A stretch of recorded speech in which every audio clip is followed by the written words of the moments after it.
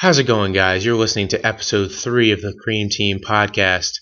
Today is Friday, May the 20th, and in tonight's episode, we will discuss the various coaching hires around the league, Lowry's disappearance in Game 2, and whether or not LeBron James is a good leader. Thank you guys again so much for listening, and let's get right to it. $500, baby, and you can pick my teammate. Give him the chump. You mean play basketball? What's up, baby? Just kicking this in 92 for the basketball. Check it out. Swing.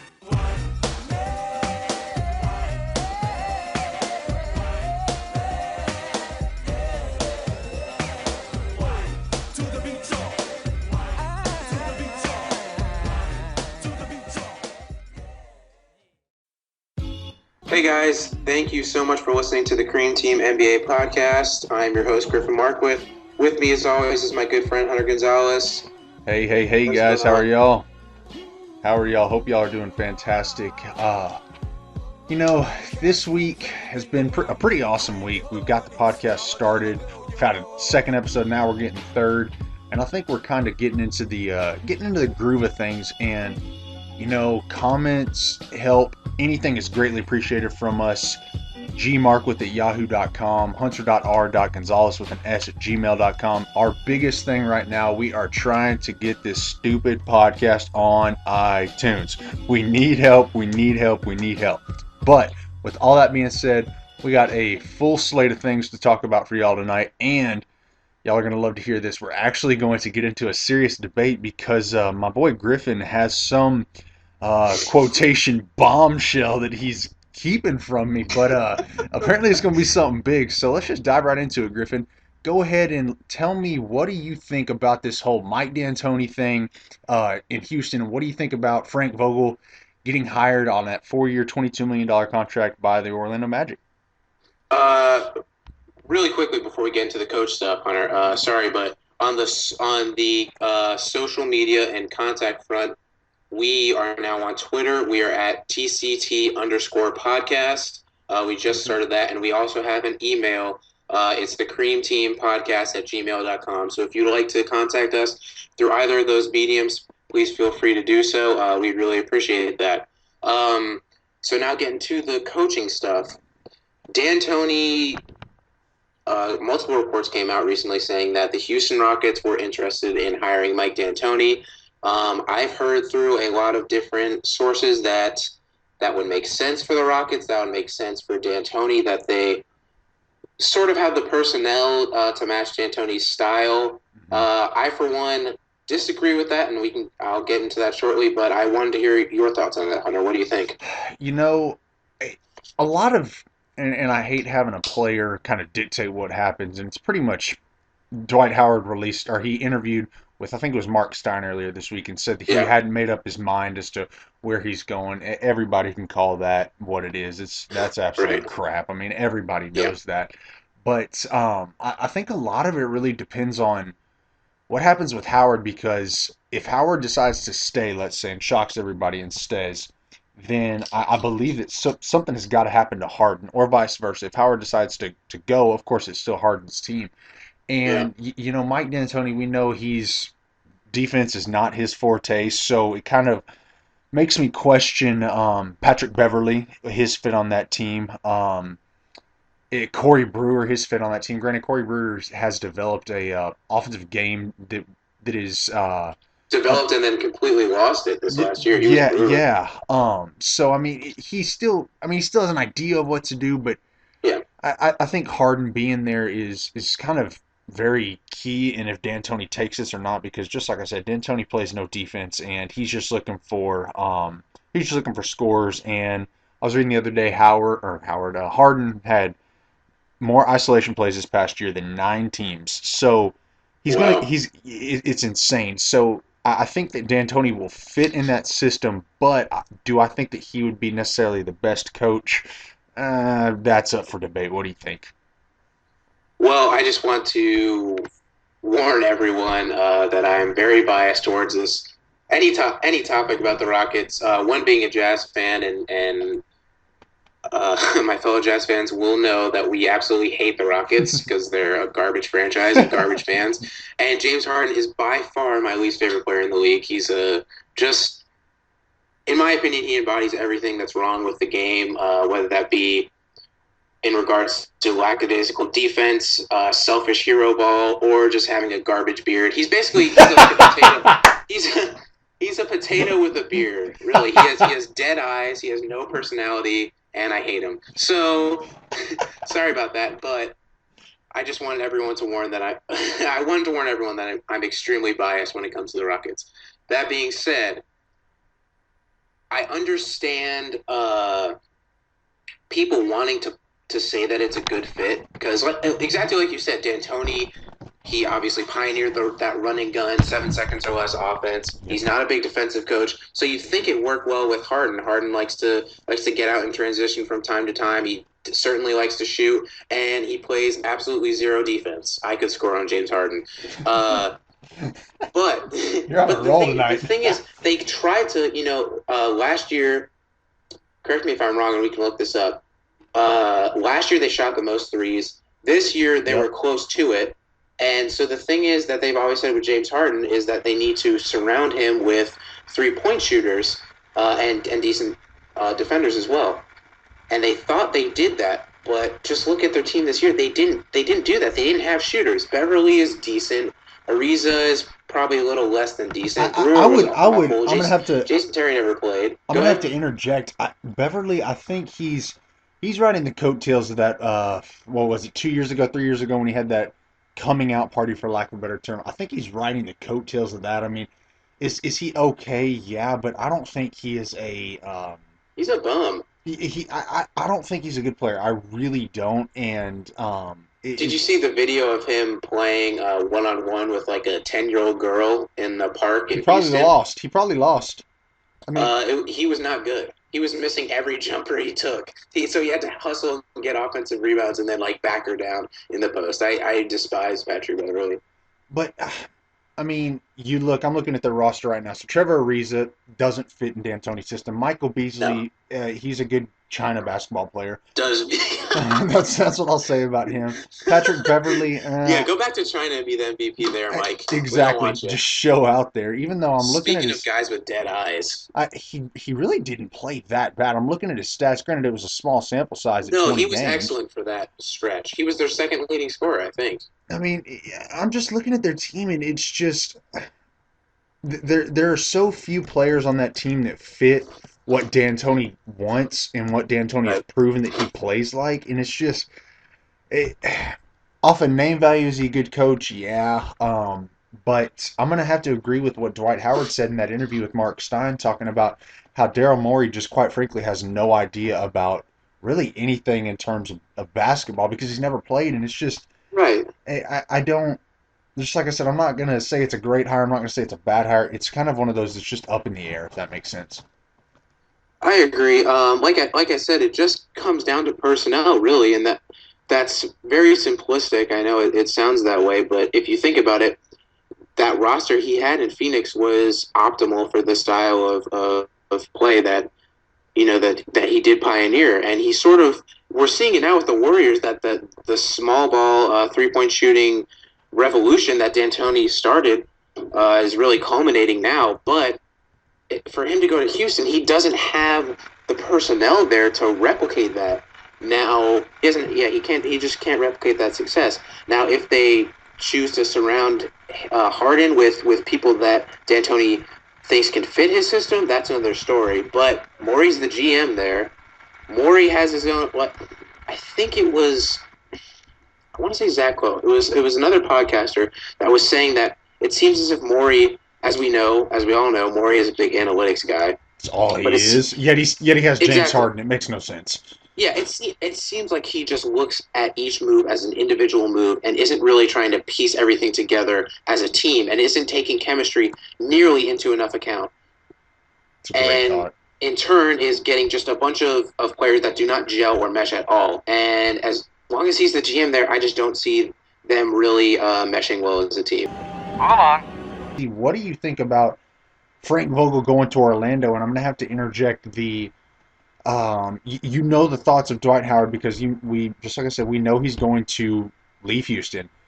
Yeah, Is he going to now entertain the thought of going back to Orlando even more because they're going to have a pretty competent head coach in Frank Vogel, who I absolutely. could argue all day about how he shouldn't have been fired by Indiana, but Larry Bird's dummy.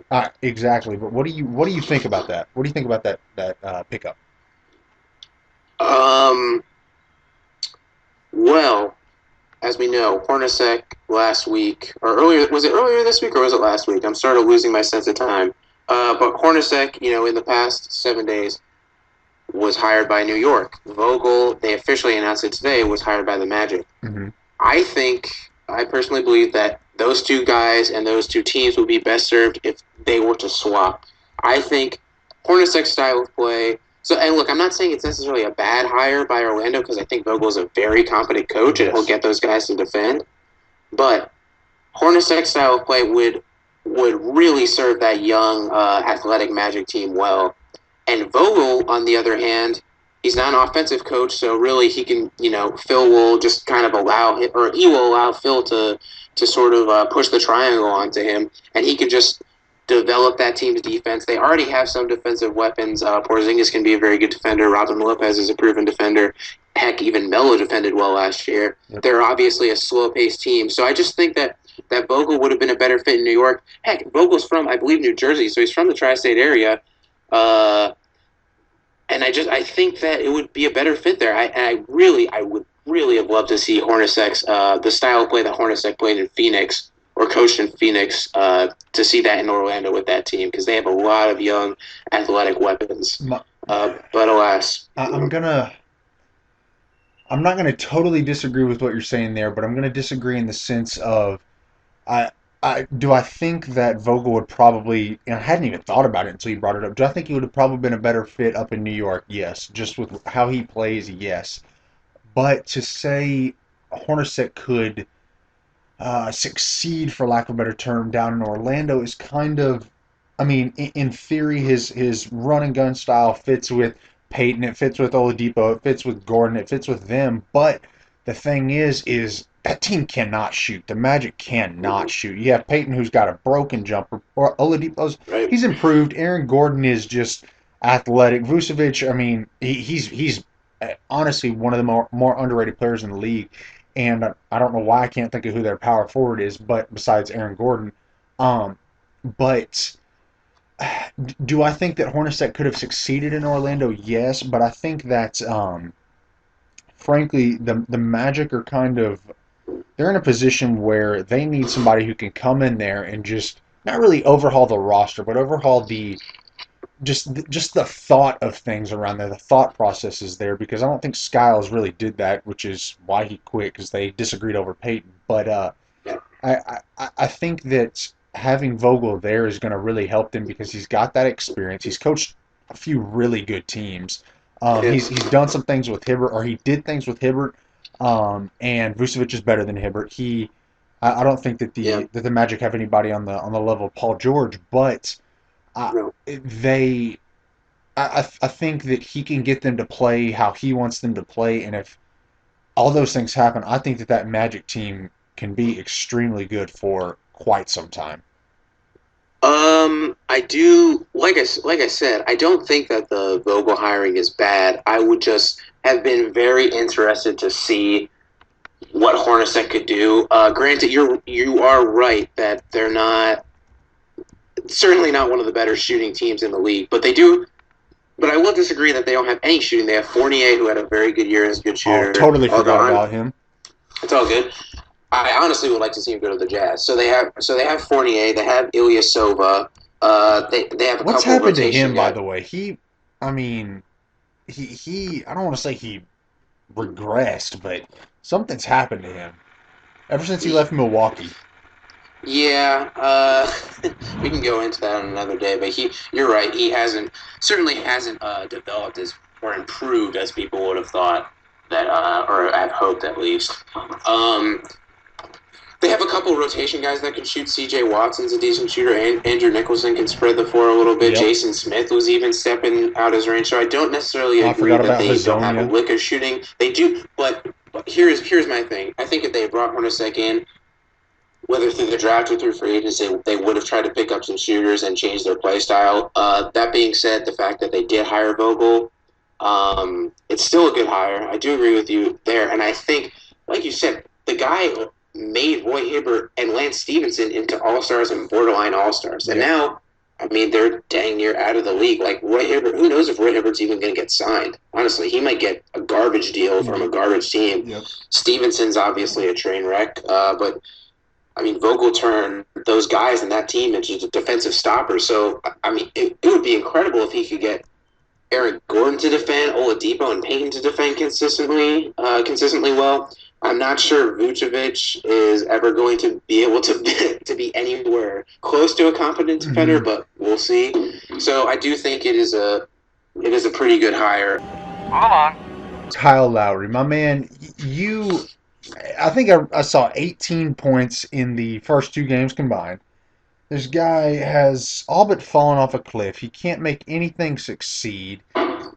His shot is broken. His jumper is broken. Everything about him has just fallen off a cliff this series, and I think a lot of it can be attributed to I'm not going to say Kyrie Irving because I'm not going to ever compliment his defense, but I think a lot of it can be contributed to the Cavs. But what in the heck is going on with him leaving the court 3-4 minutes before the half ends, and then this dummy has the audacity in the post-game presser to say, I did it so that I could get my team more, I forget the word that he used, but it was basically to help.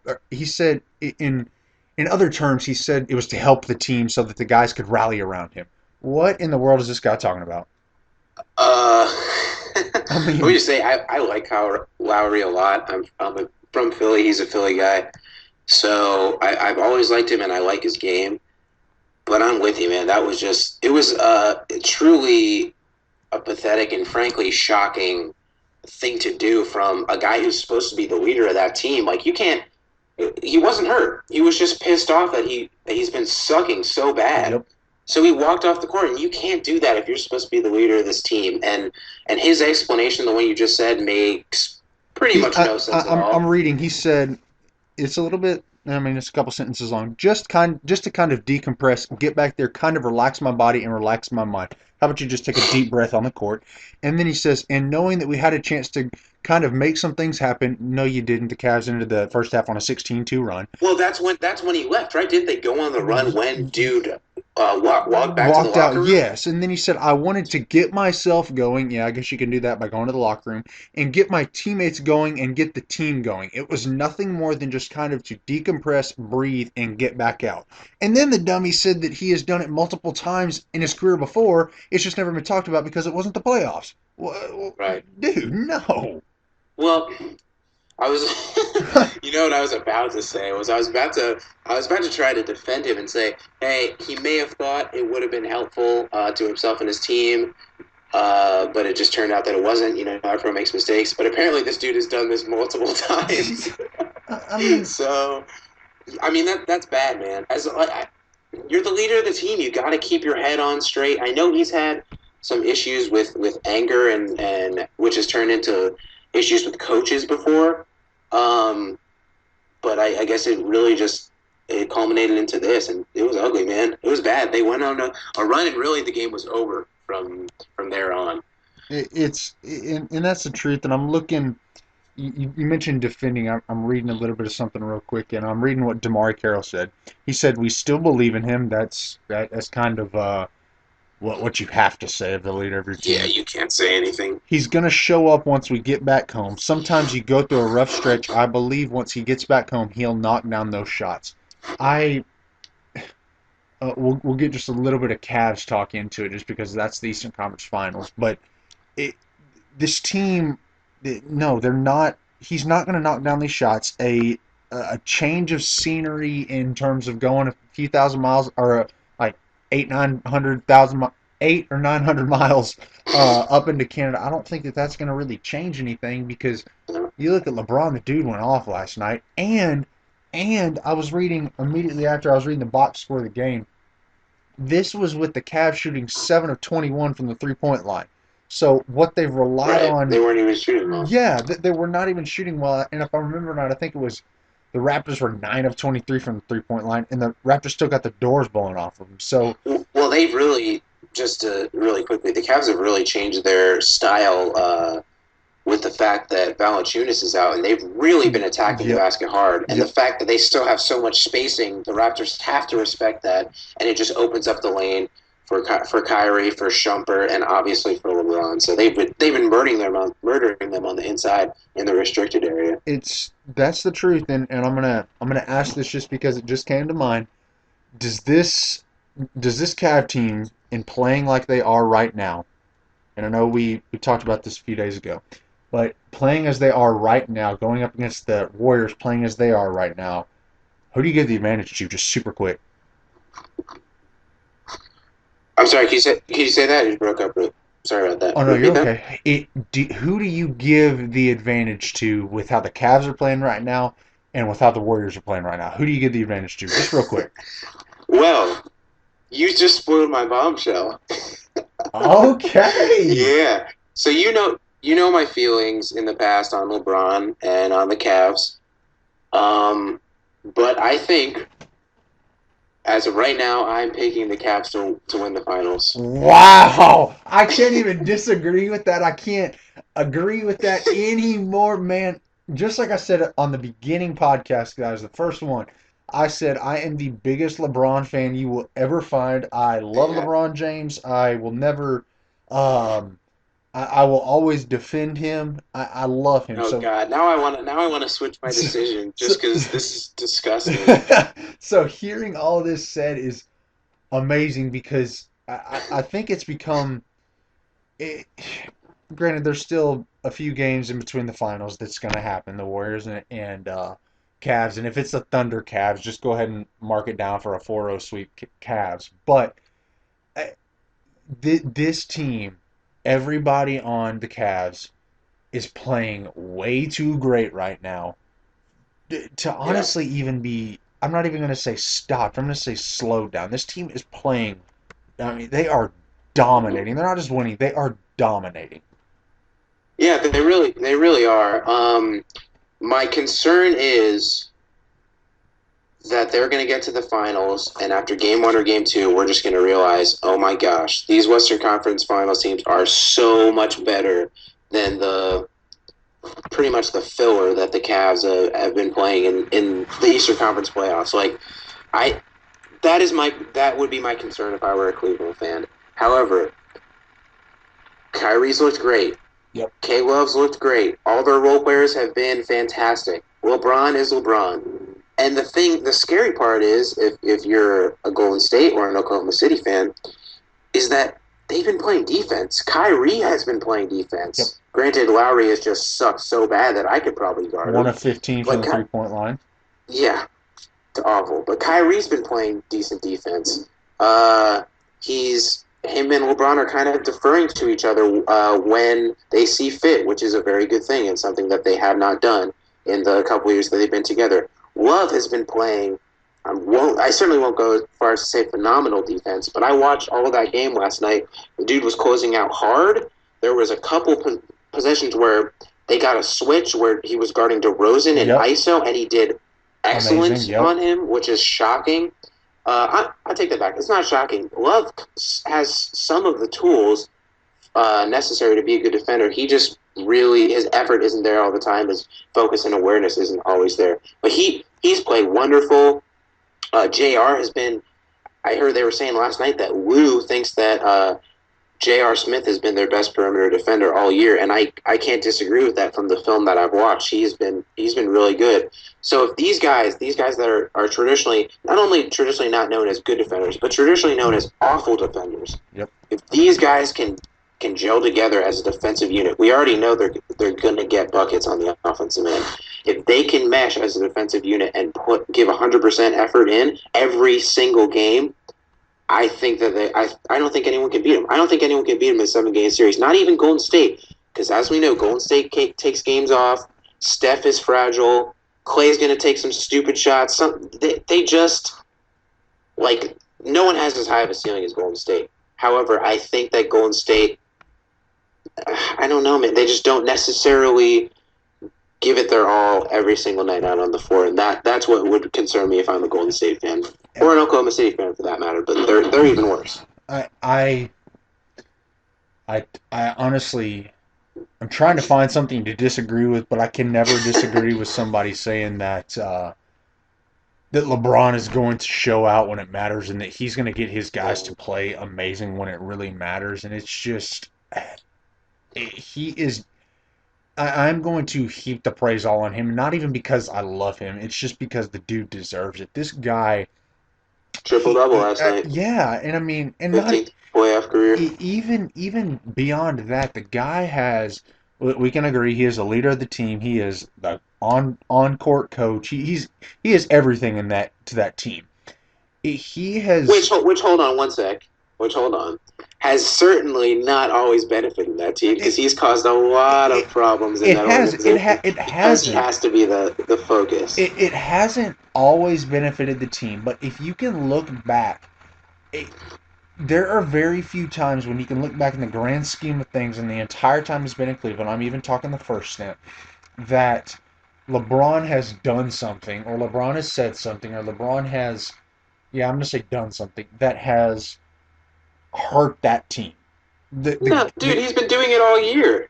The guy. Yes, he is. When push comes to shove, he, just like I said the other day, he shows up in the playoffs. He does. I hate that stupid choker narrative. I hate it. It's absolute crap. It's not true. But hold on a sec. Hold on. I guess it's all null and void because they're here now. They're undefeated in the playoffs so far. But if you're saying that all of that ridiculous Twitter nonsense and all the veiled shots at his teammates that he was taking in the regular season helps that team, then you're more delusional than I thought. Then you're crazy. That's nuts. Look, you said it. You prefaced what you just said by saying it's all null and void because they're undefeated. The guy has said things behind closed doors to Kyrie saying, I don't know what he says. Do you? Yeah, so how do you know if it's behind closed doors? I mean, he has said something to those guys to strike a chord. Granted, do I believe that Kevin Love is a competitor? Yes. Do I believe that J.R. Smith is a competitor? Yes, in more ways than one. But do I believe that Irving is a competitor? Yes. So, granted, they don't want to lose in the playoffs. Yes. So I'm not going to give LeBron all the credit, but he he has talked to these guys and said, look, I've been here before. I've won championships before. I've lost championships before. So you need to listen to me and you need to do X, Y, and Z. And we see what him saying, you need to do X, Y, and Z, and Tyronn Lue absolutely changing how this team operated as soon as he took over. And we see what it's done, and we're now literally 4 or 5 days after we were saying the Warriors were going to beat them in 6, we're now saying this is the Cavs series to lose.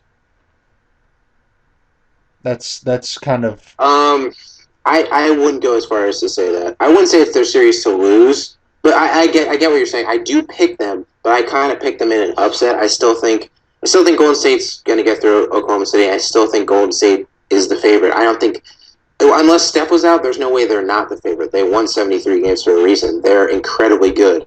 But back to.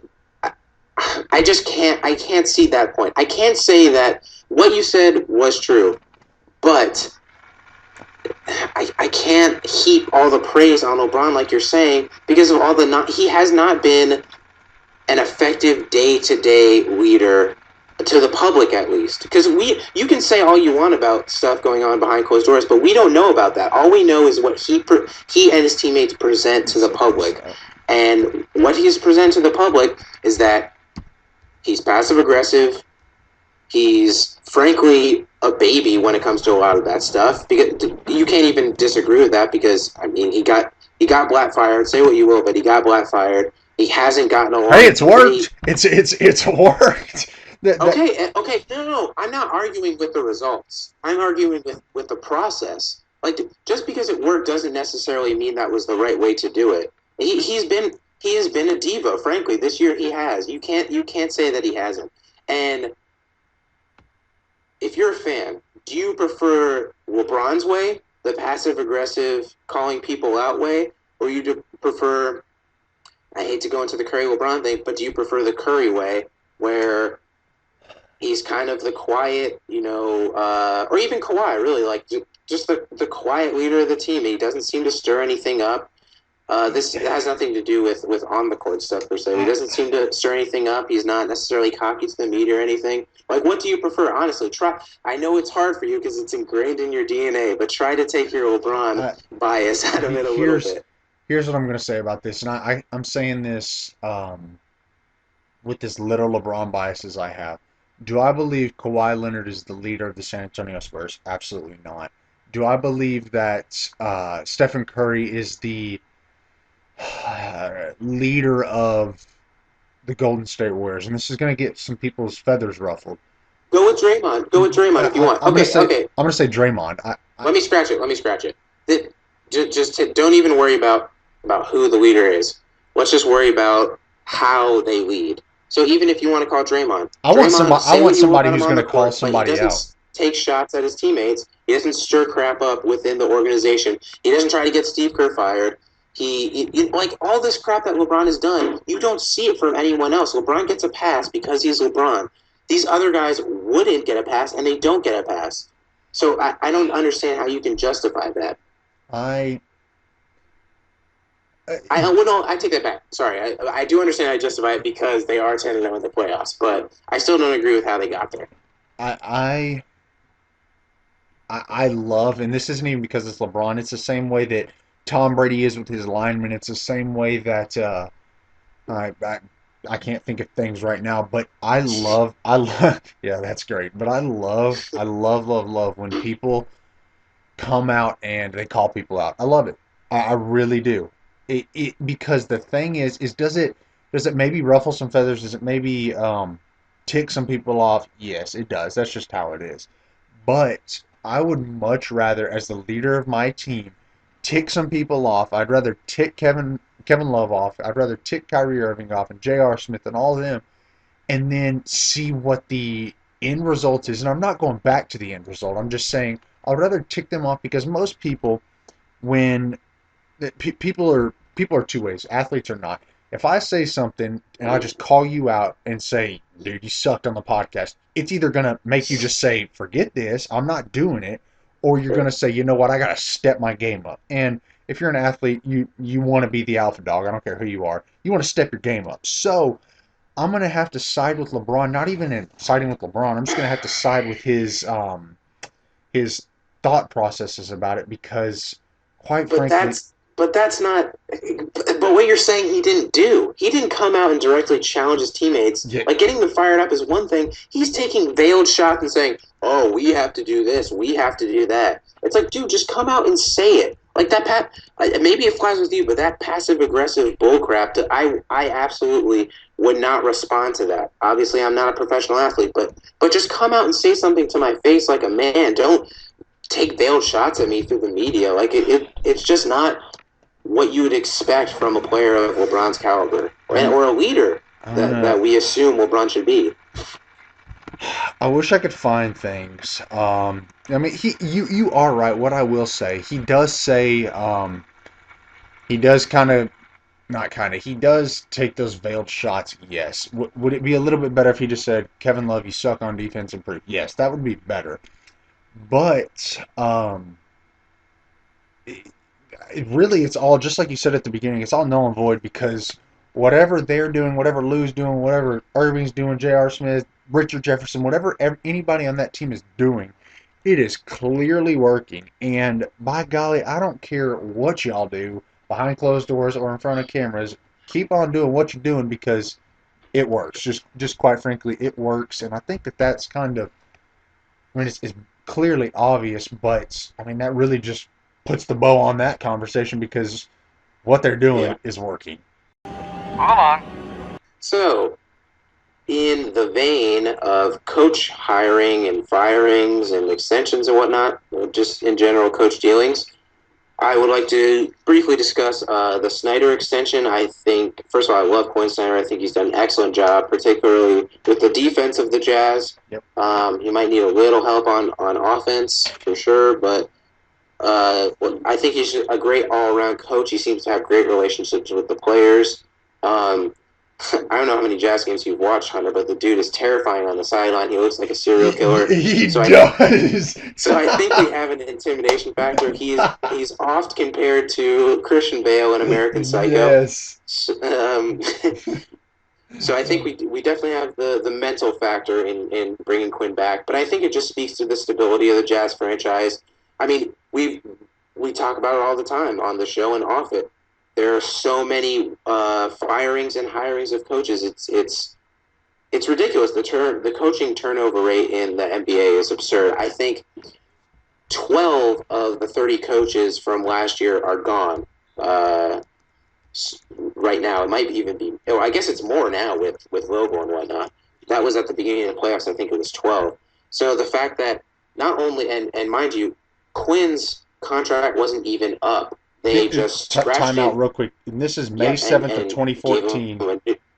The average current tenure length in the NBA is 2.4 seasons. Take that at any normal job that anybody has. 2.5. You literally have 2.5. Well, really, you've got 2.5 years, and then boom, you're gonna get fired from your job. I mean, it's awful. But continue. Yeah. No, thank you. That speaks to my point. The fact that they scrapped his old contract, gave him a new one, gave him a bump, and gave him 4 years. It speaks, like I said, it speaks to the stability of their franchise. I think players will respond well to that. Because no one likes instability. No one likes not knowing who their next coach is going to be. Amen. So I think that's going to serve them well. And also on the Jazz front, I sort of wanted to discuss, I guess, the mindset of some Jazz fans. Once again, my favorite podcaster and inspiration for one of the multiple inspirations for podcasting, David Locke, often speaks about how some of the Jazz fans, a minority, but in his words, a loud minority, are calling for a complete blow-up and rebuild of the team. And I just want to say, as a Jazz fanatic, I completely disagree with that. I think they have a very solid core.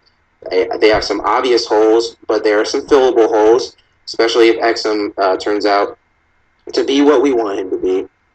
And I think I don't want to go through what Philly has gone through. I don't want to go through what Sacramento has gone through. Those are two of the worst examples.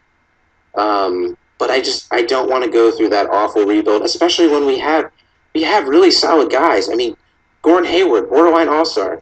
I think he's one of the guys, I forget, now I'm going to look like a dummy because I forget the exact stat line, but he's one of the guys to average, I think it's like 26 and 4. Yep. There's 7 guys in the league that average that, and he was the only one not to make the All-Star team. We can talk about that in depth another time, but it's obviously in large part due to the fact that he's in Utah and it's a small market. They don't get a lot of exposure. Yep. But they have Hayward. They have Favors, who's a monster. He's another super underrated guy. Gobert is not even in my opinion. I think it's objectively true. If you look at the statistics, he is the best rim protector, not shot blocker, but rim protector and paint defender in the league. He's unbelievable defensive talent. They have Rodney Hood, who's very solid. Alec Burks is a dynamic guy. Exum obviously could be really good. Trey Lyles was a great pick. They just have a very solid core. And like I said, there are holes that they need to fill, but I think they can do so. So to those fans that want to blow the team up, patience is a virtue. And, I mean, just take it easy, man. You don't have to blow the whole thing up. You don't have to go the Sam Hinkie route. Just have faith in the Jazz front office and hope that they can get it right, and I think they will. All right, my rant's done. Go ahead, Hunt. That's actually, man, that's good stuff because you just have to. I don't care what sport it is, what team it is, anything. You just have to have the trust in the front office, and until they show you that they're the Lakers or the Kings or the old Clippers or things like that, until they show you that they are incompetent, have trust in them. And just like you said, the Jazz are building a great core that's setting them up for success in the future. And that brings me to Bill Simmons. I honestly love Bill Simmons, but that guy on, I don't know what the radio show was in Boston. It was yesterday. This guy stated that the Celtics are extremely interested in getting Jahlil Okafor, and he referenced the February rumblings of right at the trade deadline. That day, the trade deadline's, let's say, at 3, I think it's 4 Eastern, so it would be 3 Central, but it's 4 out in Boston. And that at like 3:50, they gave the Sixers a call, and they couldn't work something out in quick enough. But had the deadline, I remember at the time reading, had the deadline been an hour longer, Jahlil Okafor would have been a Celtic. And I know we talked about this yesterday, but like off the air, but I'm going to talk about it really quickly on there, maybe tops 2 minutes. Take your time. Jahlil Okafor would be one of the worst things that Danny Ainge could do. If Jahlil Okafor is the best that you can get for the number 3 pick, the number 16 pick, and I think they have like the 26th pick or something along those lines in the first round.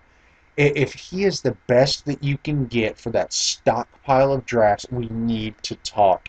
Jahlil Okafor is a god-awful defender. He is a ball stopper, which both of those are 2 things the Celtics aren't. The Celtics assist the ball. The Celtics are a pretty decent defensive team. Jahlil Okafor, he gets rebounds simply because of his height. He's not a bad rebounder, but he's not great. Yeah, exactly. And I just and here can I just say, to add to your point, the guy can't shoot with range, and we both know that you need to be able to shoot in today's NBA, and the guy can't. Frankly, he has a decent mid range, certainly not great, and he can't step out behind the line. That goes against everything that the Celtics are. So it's not even a matter of, even if Jahlil Okafor was extremely good, the thing is he goes against everything that the Celtics need and the Celtics desire and what Brad Stevens desires, and it's just something that just can't happen. It would be like the Celtics going out and trying to get Al Jefferson. He's a good player in theory, but he plays an outdated game. He isn't a defender. He's a decent rebounder. He's slow. He's overweight. It's the same thing. I don't want that to happen. I want them to either pick somebody. I know we talked about that. There is nobody worthy of that pick, in my opinion. But either pick somebody or package it for a better player and just see what happens, because that Jahlil Okafor train, that just needs to go right on by, and you either leave the Sixers with him or they screw some other team over and get something way overvalued or way over what Okafor is worth. And that's kind of my 2 cents on that, guys. But on my side of this, this has been a fantastic time so far. I hope y'all are enjoying this. We are constantly talking about it. Griffin and I are off the air, and we're constantly trying to make this better for y'all. We're, just like I said, we're trying to also get this on iTunes so that we can kind of pick up some traction and get some more people listening to us, and not even for our own sake, but just so that y'all can enjoy this. Just like I said the other day, when y'all are at y'all's jobs that you hate, just like I do. When you're living the boring old life and the rat race of life that everybody... Once again, I love my job. Shout out to the Buckleys. Check out HopeSpot. It's a great blog written by my wonderful employer, Jenny. But shameless plug. But guys, we are trying to make this a great time for y'all. Hope that y'all enjoyed it tonight. And with that, I'm going to close out like I always do, guys. I'm going to close out with an adios. I will see y'all on the other side. But Griffin, if you got anything else, take it from here. Yeah, well said, Hunter. I'm just going to echo his sentiments. I've had a great time this past week recording this podcast. We really enjoy it. We hope that you guys are enjoying it. We really appreciate any and all feedback and suggestions. We are taking all of them into consideration and trying to improve this. Like I said, for your enjoyment. Please contact us with, like I said, any and all suggestions.